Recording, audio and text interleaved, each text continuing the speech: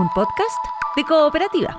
Este es el podcast de Lo que queda del día, una presentación de cooperativapodcast.cl, otra forma de escuchar. Hola, este es un nuevo episodio del podcast Lo que queda del día. ¿Cómo se ve el pie atrás que da el gobierno respecto al recorte parejo del 3% para todas las reparticiones públicas? Por el momento, el Ministerio de Seguridad no tendrá recorte del 3%. De eso y más hablamos con el economista Matías Acevedo, ex DIPRES bajo el gobierno de Sebastián Piñera. Partamos por lo que es la noticia del día, y es que se da pie atrás en la idea de hacer un recorte del 3% para el Ministerio de Seguridad. Aquí hubo ciertas voces que, bueno, tú conoces bien, Matías, que apuntaban a que no resultaba del todo realista plantear este 3% parejo para todas las reparticiones. ¿Cómo ves este paso atrás que se da en seguridad, necesario, inevitable? ¿Y crees que eso pueda generar también un paso atrás en otras reparticiones, como salud, por ejemplo? Mira, Paula, en mi experiencia a mí me tocó hacer 2 recortes de gasto en el contexto de la pandemia. Obviamente, en el contexto de una pandemia donde básicamente tú haces recortes de gasto para financiar compras de vacunas, atención en hospitales, respiradores, etcétera, tiene otro tipo de aceptación política, en el sentido de que tienen menos detractores porque básicamente los recortes que estás haciendo tienen un fin loable, ¿no es cierto?, y que era en ese caso, ¿no es cierto?, hacerse cargo de la pandemia. Los recortes más difíciles son cuando tú básicamente recortas porque tienes que lograr un equilibrio entre ingresos y gastos. Y eso es el planteamiento que ha hecho el gobierno de reducir el déficit fiscal.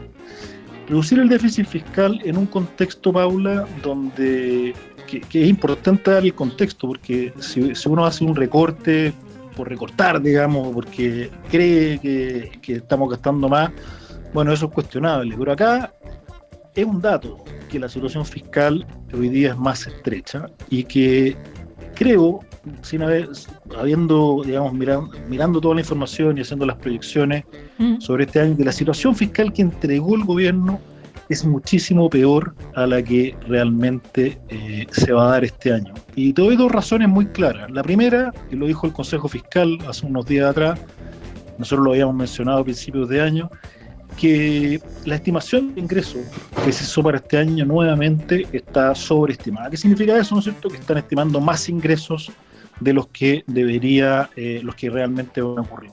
Uh-huh. En un contexto donde el gasto todavía sigue creciendo. Entonces, cuando tú permanentemente estás gastando más de lo que tienes, además le fallas permanentemente, esto es igual que en un hogar, ¿no es cierto? En un hogar, si yo vivo con los ingresos que sueño tener y no con los ingresos que de verdad me entran todos los meses, finalmente eso se termina transformando en deuda, y esa deuda en algún momento, ¿no es cierto?, va a tener un límite y no voy a poder seguir financiando más gastos. Y ese es el contexto que se está dando este ajuste, Pablo. No es un ajuste ideológico o una mirada, ¿no es cierto?, es más bien una necesidad. Lo ha dicho el Fondo Monetario Internacional en sus reportes cuando nos visita Chile, lo han dicho las agencias clasificadoras de riesgo. Claro. Ahora, Matías Acevedo, etcétera. No es algo. Lo quiero explicar bien porque después uno podrá tener una opinión. Es que bien podrían ser las dos cosas. Claro, es que yo creo que bien podrían ser las dos cosas. Bien podría ser una situación fiscal desmejorada. Yo creo que hay un límite en el cual, se me ocurre a mí, a la ciudadanía le va a seguir haciendo sentido hablar del gobierno de Gabriel Boric, porque lo que está es mirando hacia adelante y hacia el presente, eso es claro. Y las conversaciones de déficit fiscal son políticas. También hay miradas respecto a lo que uno considera razonable en materia de déficit fiscal, y a mí me parece que eso es del todo legítimo. Mi pregunta tiene que ver con planteado un 3% parejo. Ese aspecto, esa forma de ahorrar, porque además el déficit fiscal no es exactamente igual que una casa, el déficit es un flujo, los hogares son otra cosa, pero habiendo dicho todo lo anterior, la idea de recortar parejo el 3% a mucha gente no le hacía sentido. perdóname, pero el déficit es exactamente el déficit que uno tiene en una casa cuando gasta más de los ingresos que entran, es exactamente el mismo déficit que tiene el Estado cuando gasta más de lo que entra. Ya, bueno, asumiendo aquello, pero la idea de cortar al 3% parejo. Es que no me has respondido, Matías, la idea del 3% parejo. Voy justamente a responder. Ya, ok, vamos a la idea porque uno tiene varias formas de hacer esto. Y una legítima es decir, mire, yo voy a recortar parejo a todo un 3%. Ahora, y eso técnicamente puede ser correcto, porque decir, mira, la verdad es que todos acá tienen que aportar algo, ¿no es cierto?, al déficit fiscal. En todos los ministerios nos hemos estado pasando más de lo que de los ingresos que tenemos. Pero después entra, como tú bien mencionabas, la variable política, ¿no es cierto?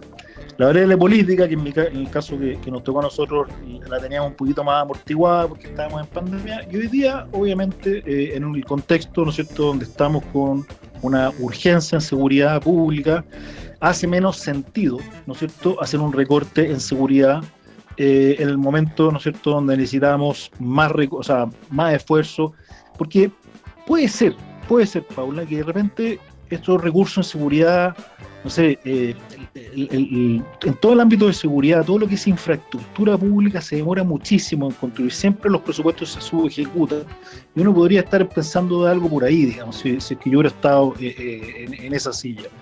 Pero el hecho de plantearlo ya genera una sensación de como que se está desprotegiendo a la población en un momento donde la población le está pidiendo al gobierno más seguridad. Y por lo tanto hoy día yo creo que la política se impuso a la técnica, y en ese contexto es que se está dando esta marcha atrás en seguridad. Ya, y así como se da la marcha atrás en seguridad, ¿se podría dar la marcha atrás en salud? Se podría dar la marcha atrás en otras áreas, y ahí es donde uno empieza, en estos ejercicios, lo virtuoso de estos ejercicios, Paula, es que uno va descubriendo quizás ministerios que pueden aportar más, y hay otros que por razones o por restricciones políticas o por razones financieras que se están conociendo hoy día. Por ejemplo, hace unos días atrás se conoció que los gastos en salud o las facturas sin pagar eran del orden de 160, 170 millones adicionales, ¿no es cierto?, a lo que se pensaba que existían. Por lo tanto, ahí hay una restricción adicional.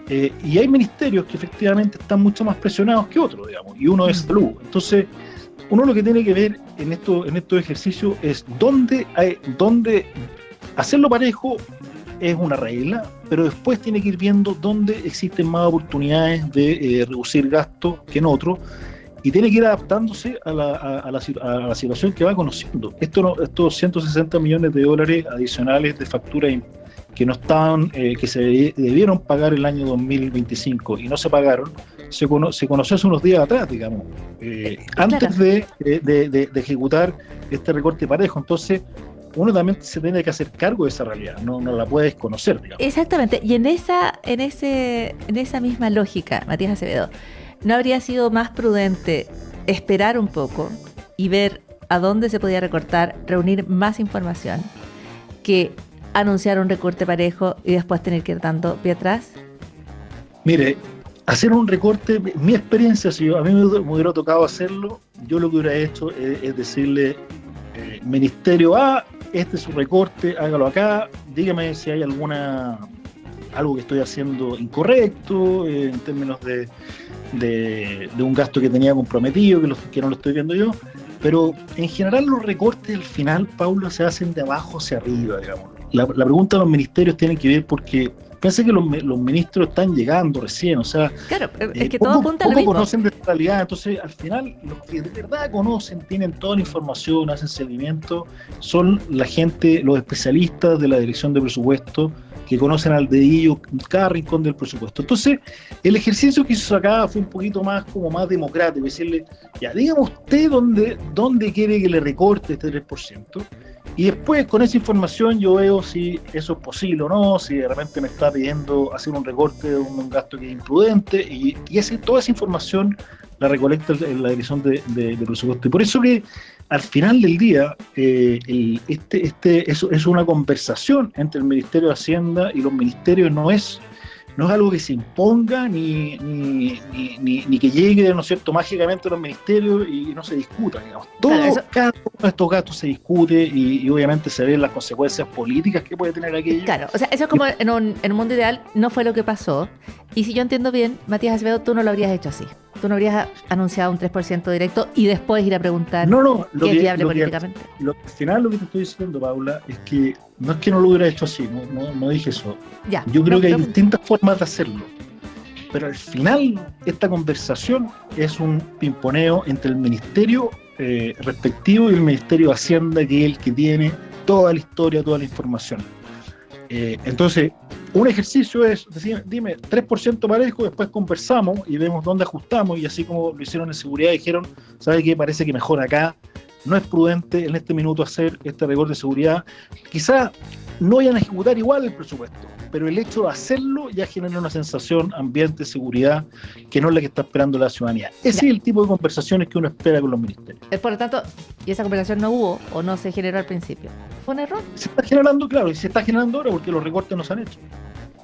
Los recortes todavía no entran a la contraria. Pero considerando que el mercado siempre está mirando lo que hace, qué sé yo, Hacienda, ¿no?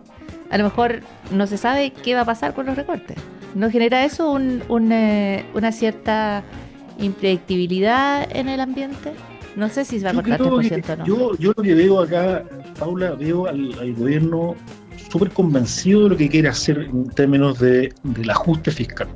Porque, no, de eso no hay duda, yo creo. Yo creo que la pregunta es cómo como siempre en economía, la pregunta es el cómo. Es que también veo a organismos autónomos, como el Consejo Fiscal, convencidos de la necesidad de hacer ajustes porque no podemos seguir gastando en los niveles que estamos. Entonces, esto no veo también a las clasificadoras de riesgo que no evalúan, ¿no es cierto? Y que finalmente de eso depende de cuánto nos va a es que, Matías, perdón, solo por el poco tiempo que tiene la radio, es que como partimos por ahí. Veo un convencimiento de muchos agentes del mercado de que no podemos seguir con este nivel de gasto para los ingresos que tenemos. Por supuesto, lo que pasa es que partimos la entrevista ahí, Matías, y explicamos bien largo el tema del déficit. Mi única pregunta es respecto al cómo, porque de eso se trata la acción pública, ¿no es cierto? Y el trabajo en Hacienda. Los objetivos probablemente de todo el mundo es que el país no se endeude, que se disminuya la deuda, en fin. La pregunta es el cómo, y por lo menos respecto al 3%, se dijo que esto iba a ser parejo, ya no va a ser parejo.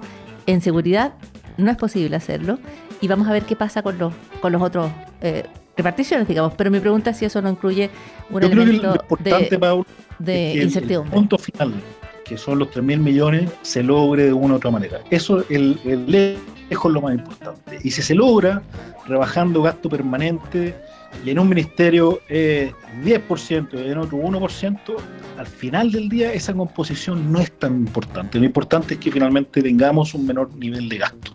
Ya, o sea, ahí al objetivo final. Ya, bueno, ahí veremos si es importante o no, porque en el caso de seguridad era súper importante que no fuera allí, digamos, tanto que el ministro quiere. Por eso, el objetivo final, al final, es que sean 3.000 millones de dólares de rebaja de gasto. Ese es el objetivo final. Ahora, ¿cómo usted lo implementa? Bueno, dice, una cosa es la técnica, ¿no es cierto? Bueno, pero es que el cómo es el arte. La política. Okay. La política dice cosas distintas que la técnica, ¿no es cierto? Te llevo otro tema que está también muy cerca de las familias y tiene que ver con las alzas. Ya a esta altura hay debate respecto a qué va a subir, cuánto va a subir y cómo va a subir. Ya asumido que se asume el impacto del alza del precio del petróleo y con la expectativa de que baje, pero la realidad de que no está bajando el precio del petróleo. ¿Para qué alzas deberían prepararse las familias?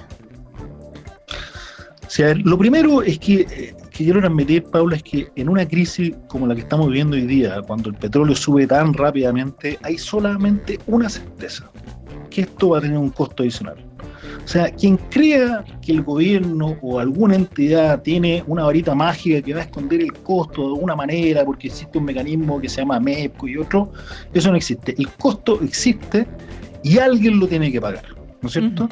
Claro. Y la pregunta es, ¿quién lo paga? Cuando vemos las mejores prácticas, ¿quién nos guía en esta materia? El Fondo Monetario Internacional hace muy poco sacó un informe que mostraba cómo habían los países reaccionado para la última crisis del petróleo que fue en Ucrania, por la guerra de Rusia y Ucrania. Y fíjate que una de las cosas que decía es que la mayor cantidad de medidas que se aplicaron fueron regresivas, o sea, que se ayudaron a sectores de altos ingresos de la población por ejemplo, mantener un precio parejo de la bencina para todos. Y lo que ellos dicen, mira, en la situación fiscal, cada país tiene que evaluar su situación fiscal. Cuando los países tienen una situación fiscal más estrecha, lo que tienen que hacer son, primero, tratar de traspasar los precios lo más rápido posible al mercado y después, al mismo tiempo, implementar medidas, ¿no es cierto?, que permitan paliar esos aumentos, sobre todo en los segmentos más vulnerables. Y eso, en ese sentido, ¿qué es lo que se ha hecho hasta el momento? El precio, ¿no es cierto?, el aumento potencial, ¿no es cierto?, de la electricidad, ¿no es cierto?, que venía de un congelamiento de precios durante la pandemia, aparentemente se va a postergar 3 meses. Los precios, el valor, ¿no es cierto?, del Transantiago también se van a congelar y se va a hacer en regiones. El precio de la parafina se congeló a través de la inyección de un fondo en particular, digamos. Y lo que tiene que hacer el gobierno de aquí en adelante, porque esto es una noticia en desarrollo, esto a mí me llama la atención cuando hoy día estamos viviendo en un momento totalmente de incertidumbre, Paula. O sea, nadie sabe cuándo. Claro, porque si alguien dijera, oye, esto va a terminar la próxima semana, claro, con el diario el día lunes, todo va a decir, bueno, la decisión fue incorrecta, ¿cómo nos aguantaron una semana? No, Estados Unidos dijo 6 semanas y tampoco nadie sabe. Pero, Matías, para ir un poco más a la respuesta que estoy buscando, es ¿para qué alzas nos preparamos? Ya viene explicado el tema desde el punto de vista del Fondo Monetario Internacional, del traspaso directo, lo más rápido posible y las ayudas puntuales. Esa es una forma de enfrentar. Ahí podríamos tener una larga conversación respecto a lo que han hecho, Italia con el precio del petróleo, que salió a subsanar por litro, digamos, el precio del combustible, en fin. Pero independiente de aquello, ya donde estamos en Chile, ¿qué nivel de alza esperas tú? ¿Qué nivel de alza se puede adelantar? Bueno, mira, ¿poco, mediano, moderado, solo en alimentos, solo en...? Deja partir de lo macro a lo micro. Lo que ha dicho el Banco Central con la información que tiene hasta el momento es que espera que la inflación, en vez de estar en el rango de 3%, va a estar en el rango de 4%. ¿Ya? Eso es un punto más de inflación. Solamente para ponerlo en contexto, y no quiero desdramatizar el efecto, pero 4% de inflación fue la inflación que tuvimos en el año 2023. De eso estamos hablando, ¿ya? Entonces, tampoco estamos en un momento donde todos los precios se están disparando, ¿no es cierto?, donde está subiendo de forma descabellada, ¿no es cierto?, el costo de vida de las familias. Lo que ocurre en esta crisis, Paula, y esto es algo del ser humano, ¿no es cierto?, es que se genera una sobrereacción importante. Yo me acuerdo, yo vivo acá, digamos, en el barrio alto y veía las bombas de benzina antes de la subida de precio.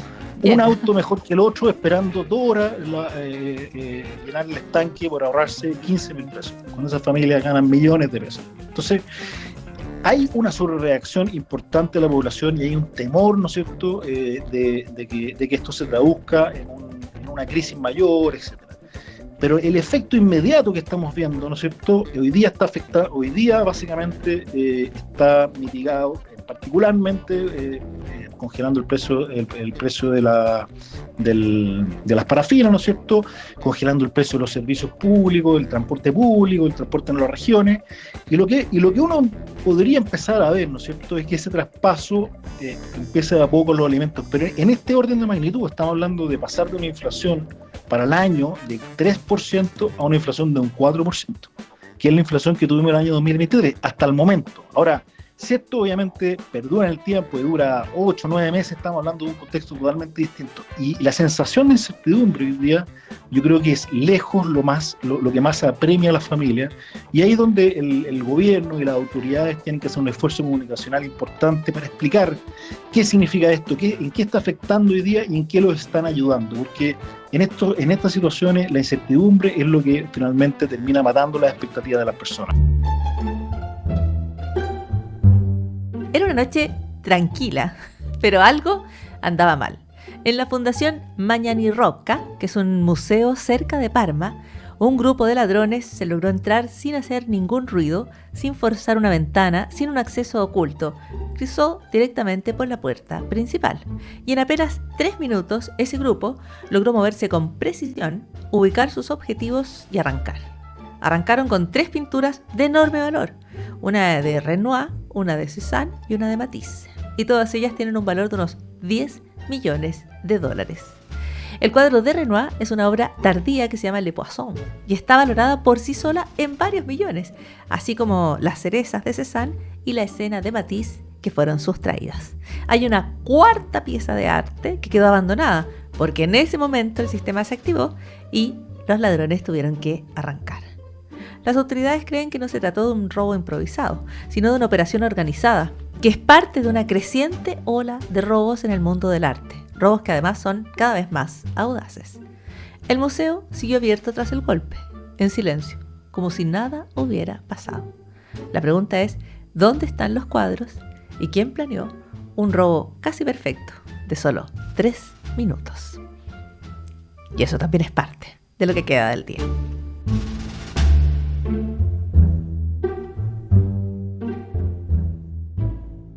Estás escuchando el podcast de Lo que queda del día, una presentación de cooperativapodcast.cl. ¿Y sabías qué? Hoy hemos visto como nunca a Saturno. Un planeta conocido por sus anillos ha sido observado a través de 2 telescopios. El Hubble, que está en órbita alrededor de la Tierra, captó su aspecto en la luz visible, sus tonos amarillos, sus anillos, tal como los imaginamos. El James Webb, que está más lejos, observó en infrarrojo los detalles y movimientos que normalmente están ocultos. ¿Y cómo se ve Saturno?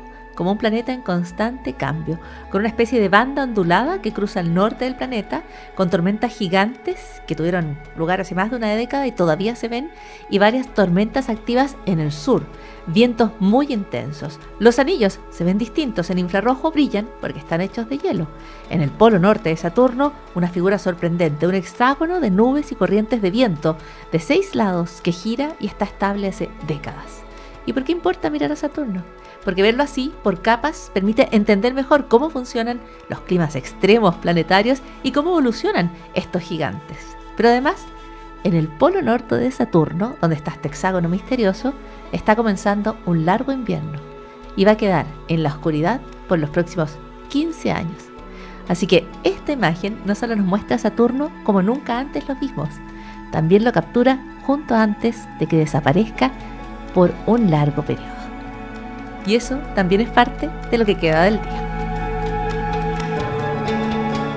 Aquí termina el podcast de Lo que queda del día. Lo escuchas en vivo de lunes a viernes desde las 4 de la tarde en Radio Cooperativa. Y todos los días en cooperativapodcast.cl.